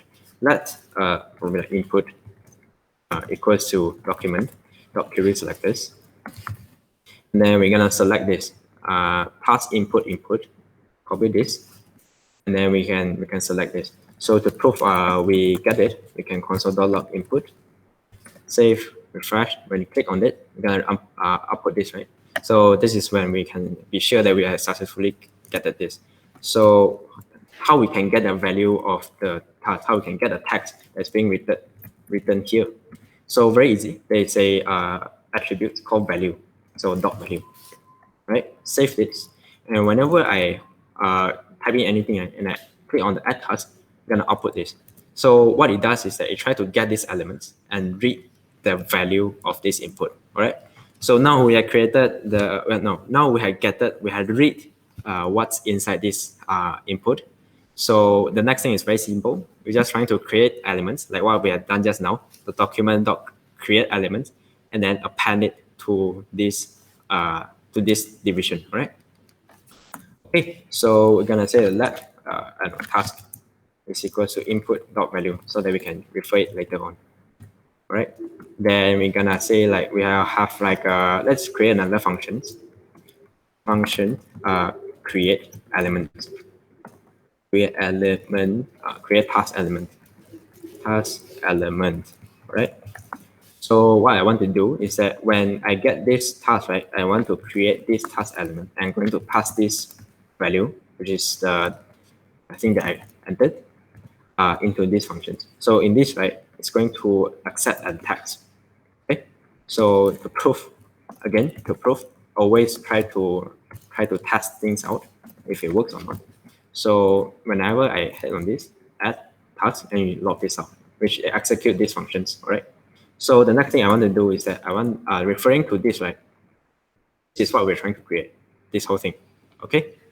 So we're trying to create this division task first. Let task div is equal to document.create element, which is a div, all right? And then we want this task div dot class name, which is like assigning the task, the class using this. So it's different. Like why don't we just put dot class? Right? Because class is a reserve, it's a keyword, so we cannot do that. So we have to put like dot class name because of this. And then after that, we're trying to create the what else? So this, right? Okay. Then we have we're trying to create something that's inside the task element and the image. So let task left document.create element again, which is also a div. And then this particularly, I want the class name to be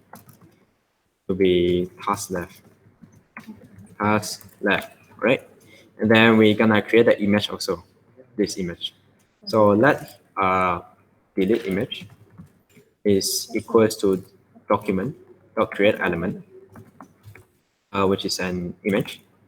And then we want the source of these things, delete image dot source is equal to like this attribute. This thing, the source of it is this. All right. And then what we're gonna do is that I'm going to append these two task thing. Append these two elements into task div. So task div dot append child, the task left and the delete image. So just repeat, we created these two elements and we append to this div text. So we save this and let's see what's happened. What will happen when I hit on task, right? It's not going to show me anything. But in the in here, right, you can see like oh yeah, we haven't append the task div into anything, right? So let's selecting this task, this global task wrapper, like so what I'm gonna do is let task, which is like this div equals to document.query selectors, selecting these divisions. All right. So after we select this, and then at the bottom of everything, right, I want to append child task div. So we created a task and then append back to the wrapper of the object or the class or the task. So add task, you're gonna see like although we haven't have any contents, but you can see like we have added a new delete icon right here. So the reason is because we haven't created anything inside this task left. So under the task left, I'm going to create these two elements, image and a p text. Let image, which is the task left image, task left image is equals to document dot create element. Also an image, very also the same, and then task left image dot source is equals to this, right? So just like this, save this, and also the second thing we want to create is a p text. So let p is equals to document dot create element, same p text, and then the p class name is equals to this. Also, I think we just now also forgot to add the class name to the task left image. So let's add it now. Task left image dot class name is equal to this. And now we have created these two elements. Okay. Cool. So the next thing I want it to do is to append back to the task left. So just to make us like clear, to have a better understanding, this is all task left, right? So task left and so these things are just for the task left, and then task left append child, the p and the task left image. Save this. Let's go back, enter any, and click on this. You're gonna not see anything, right? That's because we haven't like add the inner text for the paragraph. So p dot inner text here becomes like we have to assign these text variables. Save, and you can see we have added this. So right now you're gonna see like, why these things is inverted one? That's because I had added this p text first before the task left image. So if you click on this and hover on this, you're gonna see like the image comes before the p text, all right? But this one is like where we add the p text first, then only we add the image, which is why it's inverted, you can see. So the order here is also very important. Append child will always add the new child to the last of the text. So save this. We can add random, add task. See, yeah, we can, yeah. But right now you can see like, oh, why this one got lines, but this one don't have lines, right? So right now we're going to create these lines also, like this. Lines, we're going to create these lines. That, no, I find document dot create element, a hashtag text, which stands for horizontal. Doesn't matter. Horizontal what I've got class name is equals to line, right? I also forgot. And then the same after horizontal rule. Okay, so after I had add the task div, after this I want it to ask to add the line also. So append child the line. So remember the order is very important. This one always comes before the line because the hashtag text after the task div, right? Like this. So when we save it and we add this, you're gonna see like, oh, we have the task out. Yay, we have like created the first functionalities. But we have two functionality that we haven't created. When I click on this, I want it to be like check, right? The tick here. And then when I click on this, I want it to delete this whole thing. All right. How can we do that? Very simple also. I'm gonna collapse this to show you like to make ourselves clearer. So we want to create we call it check functions. Check, right? So just like this. And also like I think it's better. Okay, never mind. We can do this. All right. So a check element, a check functions, and then like it will accept two things. It will accept like the task div that we have created, and also the horizontal line, the horizontal rule that we created. So we accept two things. So you will try to delete these two things. This is for check, right? This is for check. Yeah, sorry, this is for check. Check. Okay. It's not delete. Yeah. Okay. Check. So how can we do that, right? So when this task left image, which is the hollow image, when it's on click, task left image, dot on click, I want it to have like a function called check. I created just now. Check. Okay. So function check, and this is going to accept an E, we call or event. So what is this? Let's check it out. Check the check function function. Let's check out the check function event parameters. Add anything, and when we go to the console, click this, you're gonna see like there's a mouse event. So essentially, like when you trigger any events, right? When you click on it, right, it's going to create an event from the browsers, and it will have all these things like to track you, like a page, where you click, what the elements that you're clicking. But in this particular case, we are interested into something we call a target. So when you click on it, right, it's going to show me the target, like which one you click on. So it shows me like this image, you have clicked on it. So I'm interested in this parent, this element parent. So just to show you, I click on this, and then it should show you like task left. So the parent node, like I showed you, like in the document object models, the parent is like the parent of the text, the one that wrap this text. So we selected the task left, but we are interested in the task left. So I'm going to go one level up again.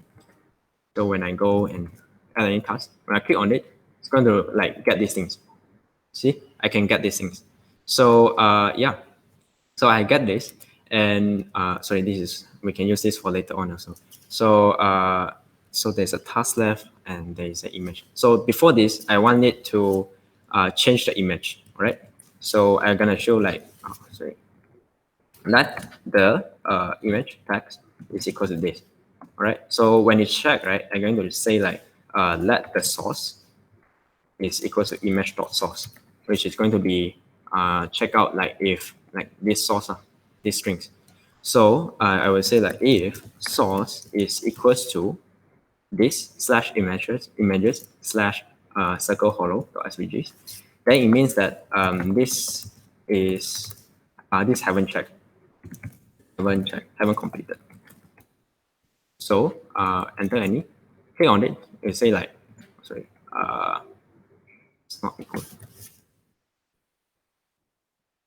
Oh, I think equal. no, the source here is a bit different. So add any, click on this, you're gonna see like it adds these things. So if you put like equal, right? Because the browser like smart itself like add something, right? So what it adds is essentially like add your locations, add your like .com or something slash images. So it's like ratings like that. So in this case, we'll be using a function called includes. So it will check if this string is includes in the function in the string. So add any, and you can see this haven't completed. All right. So let's delete these two distracting stuff. Yeah. So we found out that, oh, these things haven't completed. So when the user check on it, right, I want it to be completed. So I'm interested in manipulating the source of it. So this source equals. Huh? Source equals. No, cannot. Oh yeah. So I'm going to copy this. I have another image ready here called circles underscore tick. Circles underscore tick. All right, let's save it and see the magic. Enter any. Click on this. Yay! See, we are like completed this. So the next thing I want to show you is that I want to show I want this task, this paragraph being strike through, being what is it called? Strike through. Okay. So let task is equals to image.next sibling. I think it's called next sibling. Next sibling. So console.log, see this, what's inside. I type in any, and you can see like it selected these things. Next sibling means that you'll find anything that's next to it, right? So whenever it's being checked, I want this text dot style dot line decorations, which you can find out here, strike through. So go to here, text decorations, like line through. Sorry. So we're gonna copy this CSS, copy this, and then dot, what is it called again? Line text decoration. Text decoration is equals to this line through.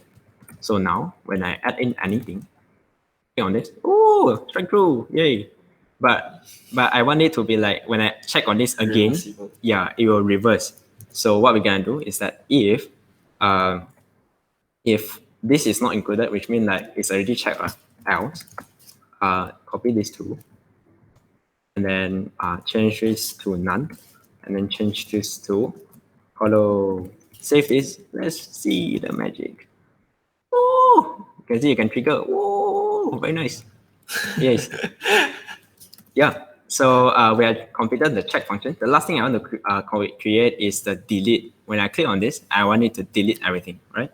So we have the delete image here. So delete image dot on click, same again, equals to delete. But in this case, I want to create a function right here. Okay. So in these functions, it will delete, like it will call this. Okay. So never mind, I'm going to show you like the proper way of doing it because I'm lazy to do it. But delete elements, I'm going to create these functions again, like function, collapse this first. Function delete elements, which is going to accept an event also. Events. So same, we want to test this out. Console.log events.target to select like which one you click. So now when I click on this, it will return me this image. So I'm interested in this parent node. And this is a task itself. So what I'm gonna do is that I'm going to store this. The whole task is equals to these things. Okay. And I want the let target is equals to this, so that I can replace target dot parent node. And then now we check on the task. Refresh. See, we can select everything. And also we are interested in the next line, the HR text that's outside of this task. So let line is equals to task dot next sibling, right? So these two, very simple, task dot remove, and also line dot remove. Delete elements. Ooh, want to see the magic? Click on this. What is disappear? Yay! So you can try to play around and click on this, right? You exactly delete whatever you click on, right? That's magic. That's how magic. Fantastic JavaScript can be. So do I still have some time? I want to cover something with 7 minutes. Okay, I can try to speed run this. The next thing is that you can see like this Saturday and these two active tasks is not being updated, right? So let's try to do it. What I want to do is I want to select this. Let's try to change these things to active task. I want to make it like whenever like there is a task that's active, they update these numbers, right?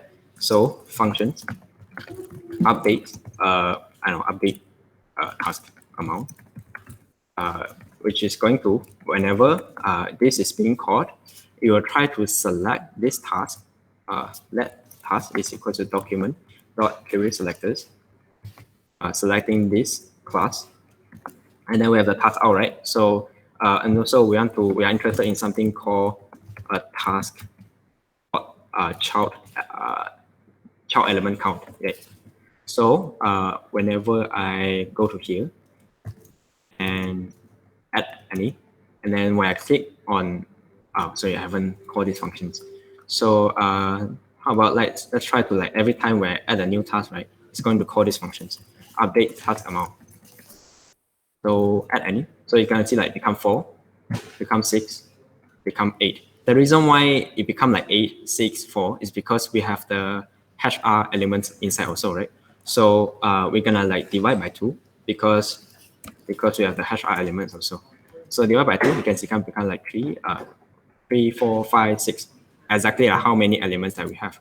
So we can do because like I don't want like whenever like this, also before that, let's try to update this first. Let the, what's it called? Status active task. Okay, that's status task is equal to document.query selectors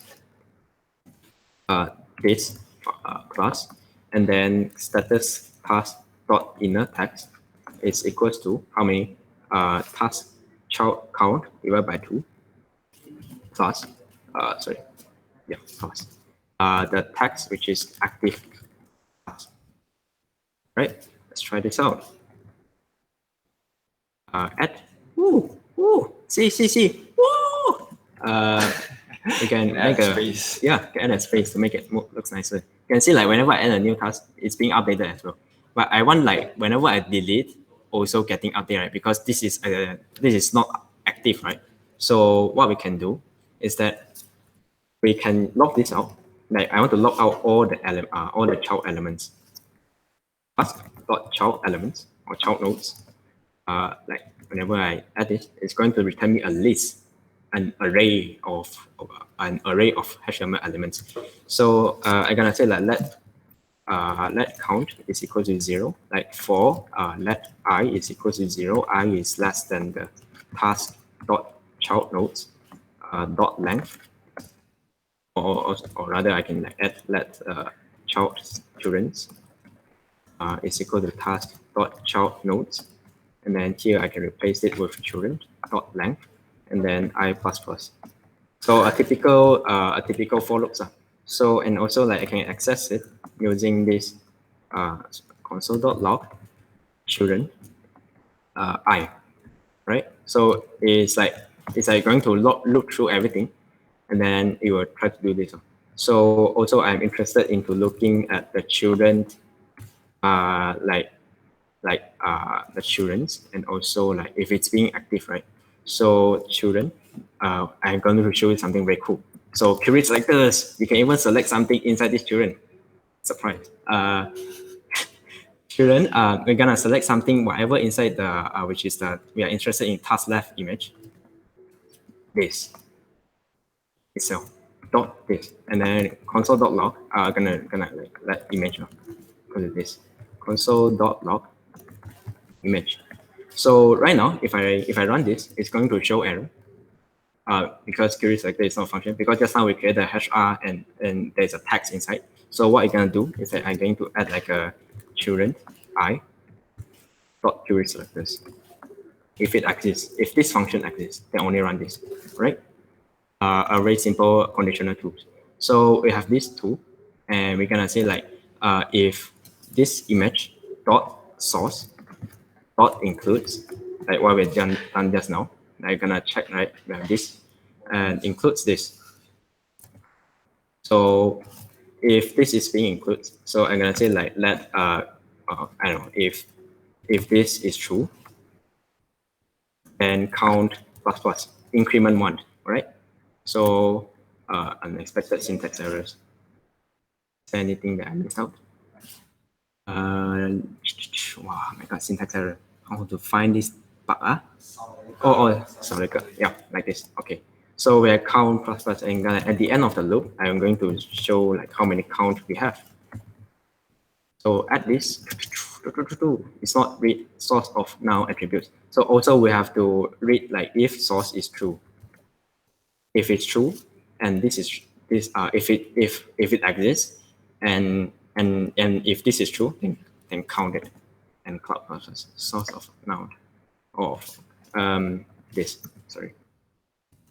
Right, then we can see like 4, 5, 6, 7, 8.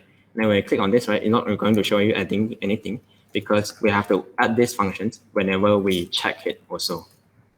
And whenever we delete it also, we can update. Save.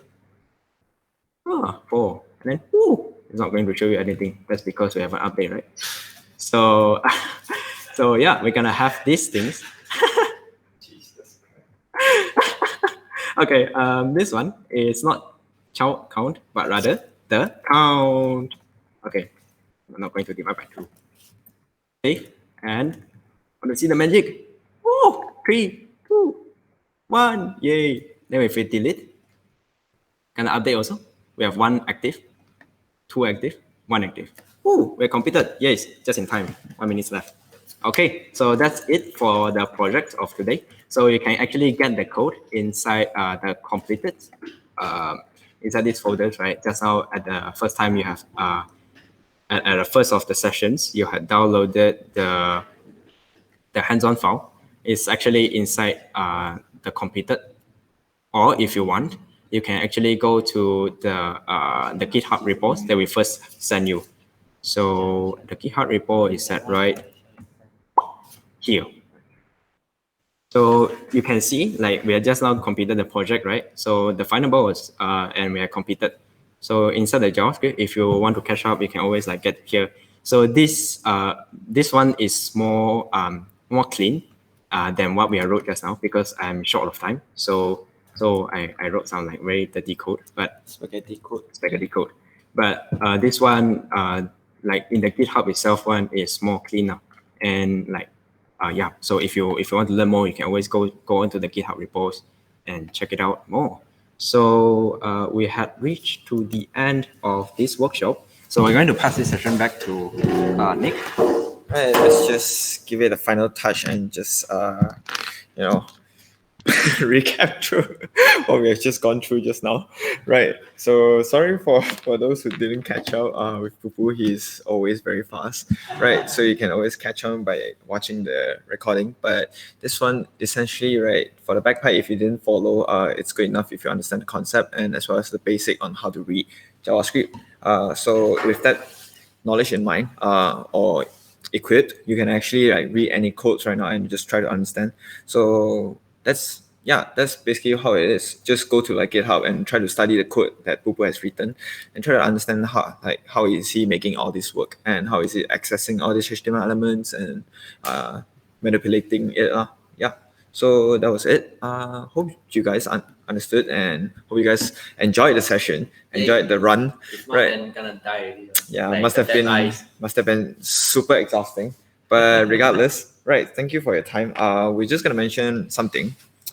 So there are actually no certificates until this point. But if you like, right, we would actually give you guys some challenge just to make out a really simple landing page. It doesn't have to be too complicated. It doesn't have to be something that Pupu made. You can make something really simple and then just submit it to us. So we will email it to you about the details of the challenge and as well as the submission link. So if you submit, then we'll take down your name and we'll print a physical copy of your certificate for this WebLaunch. Physical papers. Right. So if you don't know, actually we're in this makerspace. We're still in uni now, basically. Can see a lot of people walking around. So if you guys are interested, you can always just find us in makerspace. What? Feedback form. Oh yeah, feedback form. That's one more thing. So it's in it. Right. So if you don't mind, you can spend some time just to fill out the feedback form so we can organize more workshops that is attended to your needs. Hopefully hopefully you understood the whole session, right? Open to any conversation right now. Actually, we're over with the session, so if you guys want to leave, you can leave. If not, you can stay and we can have a talk, right? Is there any questions? I think they have a lot of questions. It's okay. Like we don't expect to learn everything in one single workshop, right? Or else like the whole university semester is just wasted. Headache. Headache. So sorry. Headache. But at least you are now exposed to more than your peers, right? Yay. So you're exposed to more of like web development and how it actually works in practice, like how Pupu has been doing. So he's very experienced. That's why he was writing the code very fast in an insane speed. So even us had like a tough time to follow, but it's fine if you couldn't. Just watch the recording and try to understand what he is doing, and what is he trying to achieve. So like adding functions to the buttons, and so from head to finish, like how he managed to do that. So you can study that more, and eventually you become a very good developer. Where can we find the recording? We will actually we have recorded the session, It's in so the YouTube. yep, we'll upload in YouTube and we'll send out the links in email, right? Or It's in the the YouTube WhatsApp. channel. Just go search for Sunway Tech Club in YouTube, and you can find our channels and all of our recorded session. It's right there. Yep. Howard Ho, back part a bit fast, but at least understand a bit. That's great. Yeah. We're glad to hear that. But basically, for the fun part, it's basically more of the important stuff that you have to focus. So first, try to understand how the syntax works and how like basic practice of writing JavaScript works before attempting on trying to understand what is he doing. He's just like demonstrating on how JavaScript can be powerful in a way to I don't know, buff up your website. Yeah. So like exactly like the website, like the Google Meet that you're looking for right now, the HTML is very simple. CSS also very simple. What's the hard part is actually the JavaScript itself. Oh. Yeah. What went off? Holy shit. I think it's my cable is a bit loose. I see. Okay, never mind. So I think if there is no questions, probably we can end the session. End the session. Now, thank you for the 2 hours of closely paying attention. I hope. Okay, so never mind. We're gonna have dinners now already, and yeah, you could always find us over here. We're friendly. If there's any questions, please don't be shy to approach us. We would like to help out. see you. Bye. Bye bye.